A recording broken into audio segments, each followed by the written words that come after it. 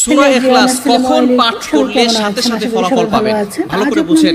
সূরা ইখলাস হচ্ছে পবিত্র কোরআনের ভিতরে ছোট সূরাদের ভিতরে রান্না করে দেখাবো আপনাদেরকে ছাদ বাগানের বেগুন দিয়ে কাস্টমারের চচ্চড়ি, যা খেতে কিন্তু গরম ভাতের সাথে অসাধারণ। এমন একটা সময় আল্লাহ পাক আমি আমার মতো করে রান্না করে দেখাচ্ছি, যখন আল্লাহ রাসূল সাল্লাল্লাহু আলাইহি ওয়াসাল্লাম দ্বীনের প্রচার করতে লাগলেন, এমন সময় আল্লাহ পাক রব্বুল আলামিন এক আল্লাহ দাওয়াত দিতে লাগলেন। এগুলোকে ভালো করে কেটে দিন, যেগুলো প্রত্যেকটা পেটে অনেক প্রচুর, এগুলো হলো আমার ছাদ বাগানের বেগুন।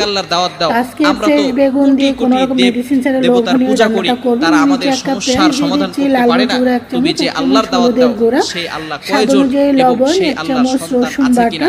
সাথে সাথে আল্লাহ পাক রব্বুল আলামিন এই কাফেরদের প্রশ্নের উত্তরে আল্লাহ রাসূল সাল্লাল্লাহু আলাইহি সাল্লামের কাছে এই সূরাটি নাযিল করলেন। আসলে এখানে আবার জিরা বাটা দেওয়ার কোনো প্রয়োজন নেই, আমাকে কখনোই দেখিনি এটা অনেক ছোট মাছ, কখনো এই ধরনের মশলাগুলো দিতে ভালো করে মেখে নিচ্ছি, তারপরে